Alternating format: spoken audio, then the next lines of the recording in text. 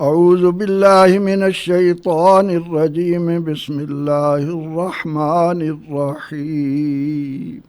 ان الذین کفروا وصدوا عن سبیل اللہ ثم ماتوا وهم کفار فلن یغفر اللہ لهم فلا تهنوا وتدعوا الى السلم وانتم العالون واللہ معکم ولن یترکم اعمالکم انما الحیاۃ الدنیا لعب ولہو وَإِن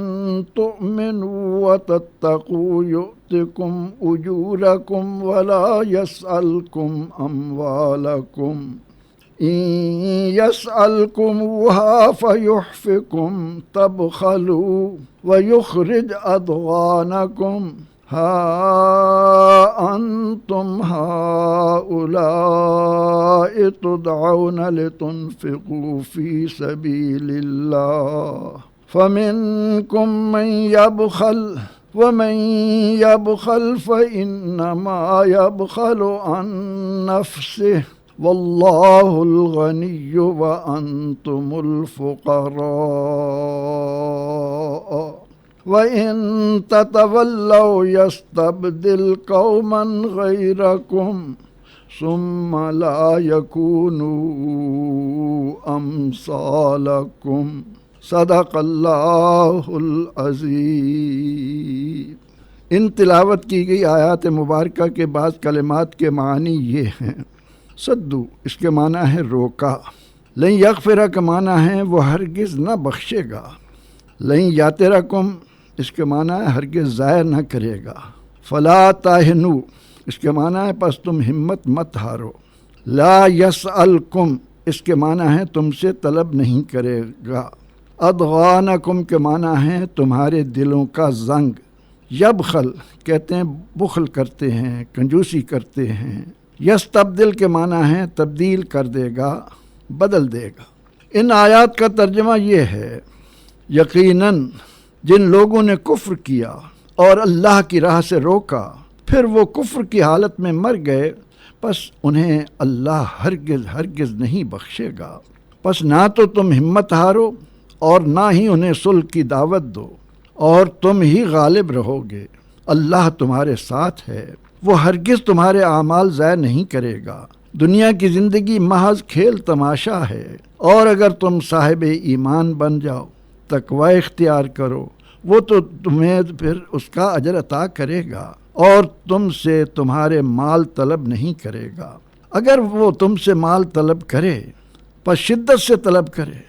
تو تم بخل کرو گے اور وہ تمہارے دلوں کے زنگ کو ظاہر کر دے گا۔ ہاں تم ہی وہ لوگ ہو جنہیں یہ دعوت دی جاتی ہے کہ اللہ کی راہ میں خرچ کرو، پس تم میں سے کچھ کنجوسی کر جاتے ہیں، اور جو بھی بخیل بنتا ہے تو یقیناً وہ اپنے آپ ہی سے بخل کا مرتکب ہوتا ہے، اور اللہ غنی ہے جبکہ تم سب محتاج ہو، اور اگر تم سب دین سے پھر جاؤ تو وہ تمہارے سوا اور لوگ لے آئے گا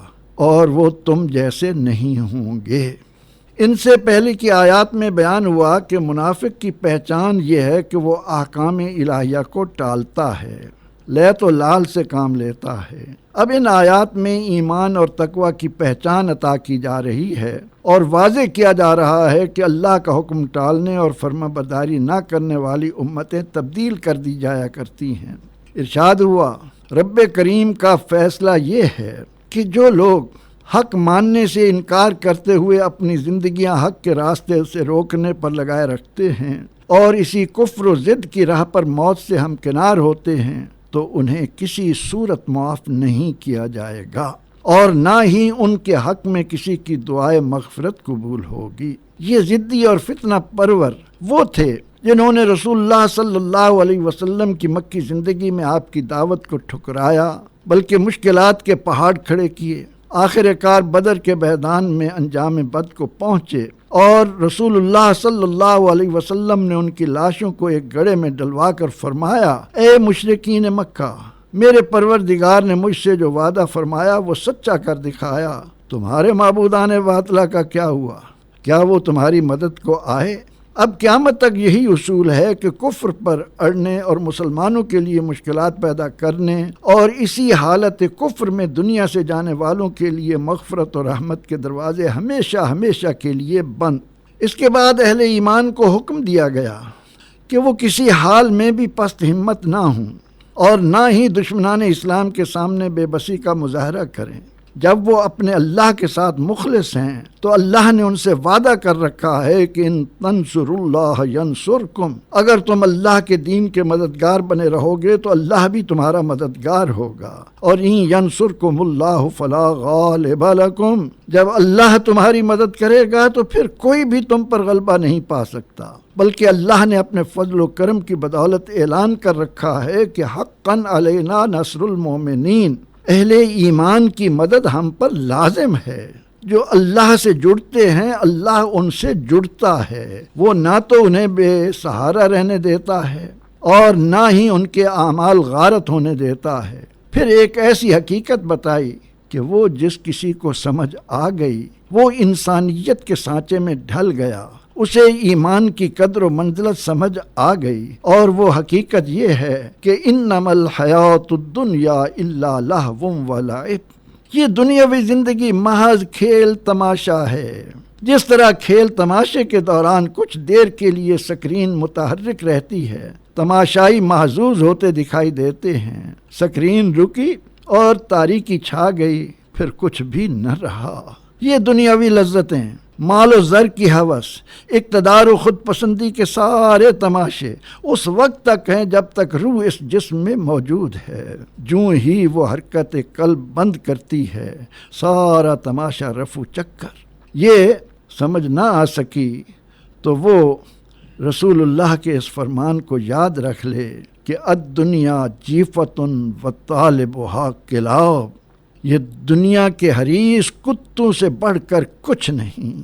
اور شداد و حامان، نمرود و فرعون جیسے کتوں سے تاریخ بھری پڑی ہے۔ بتایا یہ دنیا کی زندگی صرف انہی افراد کے لیے مفید و کارآمد ہے جو ایمان و تقوی کی راہ پر چلے، ان کی زندگی میں کیے ایک ایک عمل کو دوام اور آخرت کی راحتوں کے سامانوں سے لبریز کر دیا جاتا ہے، ان کے مال و اسباب سب آخرت کا ذخیرہ بن کر گناہ در گناہ انہی کو مستفید کریں گے۔ ارشاد ہو رہا ہے کہ اس کھیل تماشے کی حقیقت کی حامل دنیا سے پیار کرنے والے ایک ایک پائی کو جمع کرنا اپنی کامیابی تصور کر بیٹھتے ہیں۔ جب انہیں مال خرچ کرنے کی تاکید کی جاتی ہے تو وہ کنجوسی پر اتر آتے ہیں، یہ تصور کر بیٹھتے ہیں کہ شاید ان سے ان کا مال لے کر دوسرے امیر اور یہ غریب ہو جائیں گے۔ حب مال و جاہ کی بدولت ان کے زنگ آلود دل واضح طور پر سامنے آ جاتے ہیں۔ فرمایا جا رہا ہے کہ اے دامن اسلام سے وابستہ ہو جانے والو،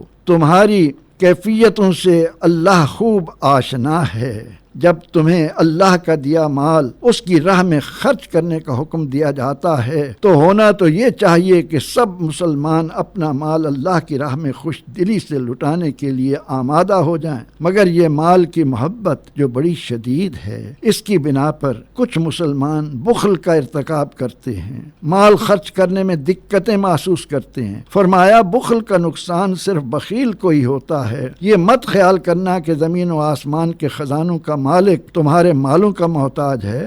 وہ غنی ہے، بڑا ہی دولت مند ہے،